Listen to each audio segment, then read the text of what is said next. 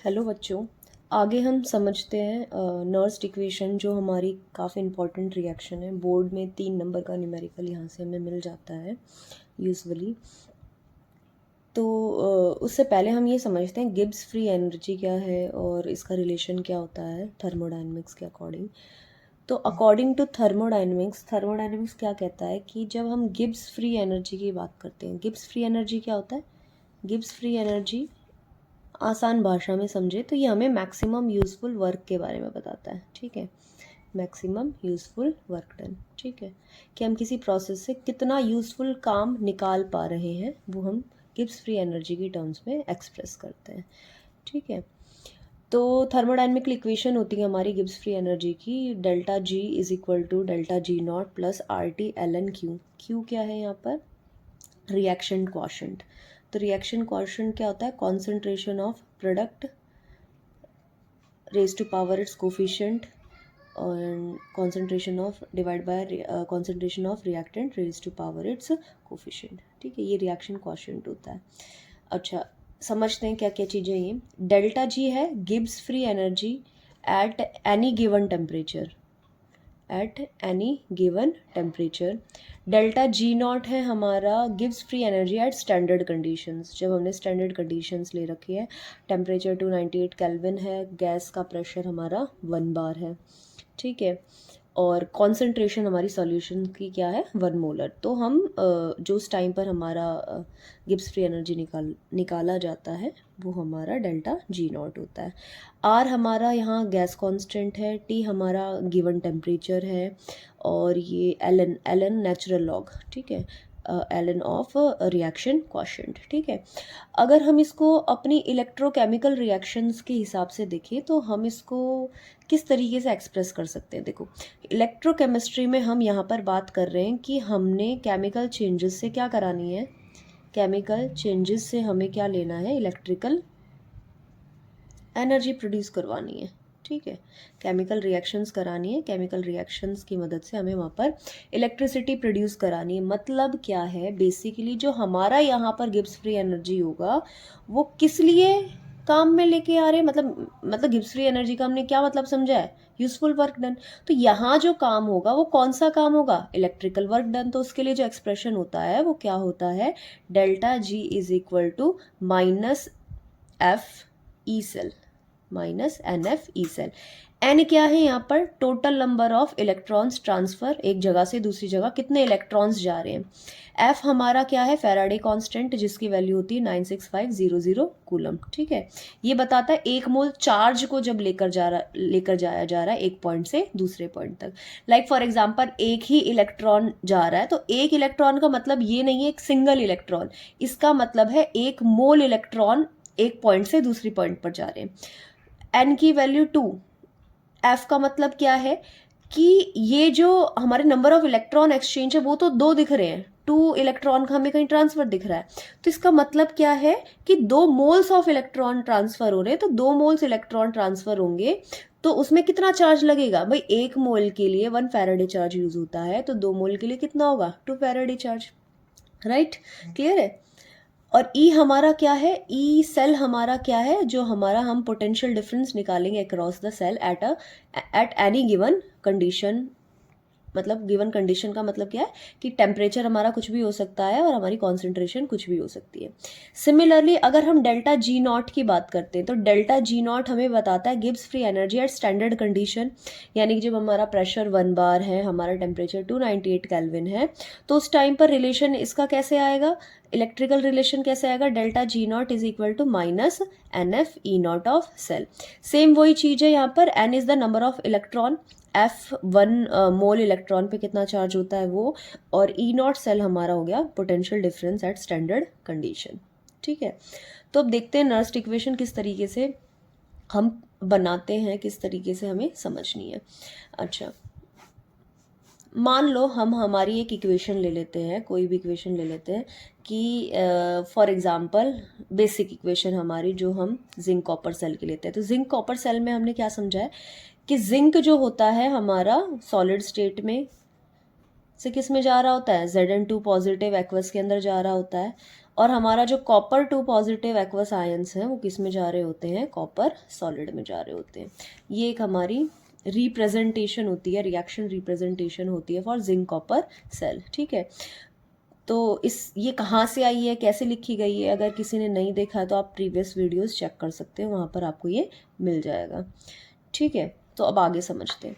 अच्छा, अब इस रिएक्शन में क्या पता लग रहा है, इस रिएक्शन से हमें क्या चीज़ें पता लग रही है। तो इस रिएक्शन में हमें ये पता लग रहा है कि जिंक जो है वो किस में जा रहा है, Zn2 पॉजिटिव में जा रहा है, किसको, 2 इलेक्ट्रॉन को लूज करके। ठीक है, कॉपर जो 2 पॉजिटिव है तो वो 2 इलेक्ट्रॉन को गेन करके किस में जा रहा है, कॉपर सॉलिड में जा रहा है। तो नेट जो एक्सचेंज है इलेक्ट्रॉन का वो कितना है, 2 इलेक्ट्रॉन्स का एक्सचेंज है, राइट। तो इसके लिए जो हम डेल्टा जी, अगर हमें इसे को डिफाइन करना हो, लेट से डेल्टा जी डिफाइन करना हो, तो डेल्टा जी हमारा क्या हो जाएगा, माइनस एन हमारा कितना हो गया 2, फेराडे हमारा हो गया 96500 कूलम्स, और ई की वैल्यू हम कैलकुलेट कर लेंगे बाय यूजिंग जो हम फॉर्मूला भी डिराइव करने जा रहे हैं उससे। ठीक है, सिमिलरली अगर डेल्टा जी नॉट हमें निकालना है तो डेल्टा जी नॉट सेम आ जाएगा minus N F E not of cell. ठीक है, तो ई नॉट निकालना बहुत सिंपल होता है। ई नॉट के लिए हमारे पास एक सीधा सा फॉर्मूला होता है, E not of cathode minus E not of anode. क्या चीज़ है ये, ई नॉट है हमारा रिडक्शन पोटेंशियल, ये हमारा क्या है, रिडक्शन पोटेंशियल, जिसकी वैल्यूज हमें क्वेश्चन में गिवन मिलती हैं। ठीक है, लाइक फॉर एग्जांपल जिंक की बात करें तो हमें गिवन मिलेगा, अगर कॉपर की बात करें तो भी हमें गिवन मिलेगा। फॉर एग्जांपल हमें इसी की बात करनी है, तो E not of Zn2 positive to Zn जो रिडक्शन पोटेंशियल होता है वो हमारा माइनस 0.76 वोल्ट हो गया। ई नॉट ऑफ कॉपर की अगर हम बात करें तो वो हमारा होता है प्लस 0.34 वोल्ट। तो हम कैसे निकालेंगे ई नॉट सेल, तो ई नॉट सेल निकालने का क्या तरीका है, सबसे पहले आपको ये पता होना चाहिए रिएक्शन में ऑक्सीडेशन किसका हो रहा है, रिडक्शन किसका हो रहा है। तो जिसका ऑक्सीडेशन होता है वो प्रोसेस कहाँ हो रही होती है, एनोड पे, जिसका रिडक्शन हो रहा होता है वो प्रोसेस कहाँ हो रही होती है, कैथोड पे। तो बस सिंपल है, अगर आपको ये पता लग गया एनोड कौन सा है और कैथोड कौन सा है तो ई नॉट सेल निकालना बहुत ही सिंपल है। तो इस इक्वेशन से हमें पता लग रहा है कैथोड हमारा कॉपर वाला है, तो हम कॉपर की वैल्यू लेंगे, ई नॉट ऑफ कॉपर हमें कितना दे रखा है 0.34 वोल्ट माइनस, और एनोड हमारा कौन है यहाँ पे, जिंक है, तो जिंक का वैल्यू दे रखा है माइनस 0.76 वोल्ट। ठीक है, तो इसको सॉल्व करेंगे तो माइनस माइनस प्लस ये कितना आ जाएगा 0, ऐड करेंगे तो ये 1.1 वोल्ट हमारा क्या आ गया, आंसर आ गया। तो ई नॉट सेल निकालना बहुत ही सिंपल है, बस एक सिंपल सा formula, E not cathode minus E not of E cell. यहाँ क्या आएगा, minus N F E not cell minus R T L N Q C. अब क्यू सी क्या है, देखो क्यू सी हमने क्या बोला, concentration of product raise to power its coefficient divide by concentration of reactant raise to power its coefficient. ठीक है, यहाँ पे हमारे इनके क्या हो जाएंगे coefficient, let say P and small R हमारे इनके क्या हो गए, कोफिशिएंट हो गए। ठीक है, तो हमारी जो इक्वेशन है वो इक्वेशन क्या थी, Zn plus Cu2 positive will give you Cu solid plus Zn2 positive. ठीक है, तो यहाँ पर हमारा अगर हम QC निकाले तो हमारा QC क्या होगा, कॉन्सेंट्रेशन ऑफ प्रोडक्ट में हमारे पास क्या है, Zn2 पॉजिटिव एक्वस है। ठीक है, और क्या है, कॉपर सॉलिड। रिएक्टेंट के अंदर हमारे पास क्या है, copper aqueous plus Zn solid. तो जो हमारी नेटिव स्टेट के अंदर, देखो हम यहाँ कॉन्सेंट्रेशन लेकर चल रहे हैं और सॉलिड, लिक्विड और गैस की कॉन्सेंट्रेशन हम क्या मानकर चलते हैं, यूनिटी मानकर चलते हैं। तो ये भी 1 हो गया और ये भी 1 हो गया, तो QC हमारा किसके बराबर आ गया, Zn2 positive aqueous divide by Cu2 positive aqueous. अब सिंस इनके कोफिशिएंट 1 थे तो मैंने यहाँ पे मेंशन नहीं किया, सबकी पावर क्या आ जाएगी, 1 1 आ जाएगी। मान लो किसी केस के अंदर यहाँ कोफिशिएंट 2 होता तो यहाँ पर रेज टू पावर क्या आ जाता, 2 आ जाता। किसी का कोफिशिएंट 3 है तो यहाँ क्या आ जाता, 3। वो हम अलग अलग रिएक्शंस की मदद से नर्स्ट इक्वेशन लिखना भी सीखेंगे कि किस तरीके से लिखी जाती है। तो ये हमारा QC आ गया, अगर हम इक्वेशन में पुट करें तो ये क्या आएगा हमारा, minus N F E cell is equal to minus N F E not cell, sorry यहाँ पे प्लस बनेगा। ठीक है, plus R T L N Zn2 positive aqueous divide by Cu2 positive aqueous. ठीक है, तो माइनस एन एफ अगर हम कॉमन निकाल लें या आप ऐसे बोल सकते हो कि डिवाइड कर लो, जैसे आपको सिंपल लगे, अपना नॉर्मल मैथ्स लगाना है। तो क्या आएगा यहाँ पे, माइनस एन एफ से डिवाइड कर दो पूरी इक्वेशन, तो क्या बनेगा, E cell is equal to E not cell, positive क्या आ जाएगा, माइनस में आ जाएगा, आर टी ऑलरेडी था और डिवाइड किससे हो जाएगा, एन एफ से, और ये एल एन आपका Z N two positive aqueous divide by C U two positive aqueous. ठीक है, अब जो हमें वैल्यूज पता होती है या हमें जो लॉगरिथम सिखाया जाता है वो लॉग बेस 10 में सिखाया जाता है, तो हम नेचुरल लॉग को किस में चेंज कर लेंगे, लॉग बेस 10 के अंदर। तो नेचुरल लॉग को लॉग बेस 10 में जब चेंज किया जाता है तो मल्टीप्लाई किया जाता है 2.303 से, राइट।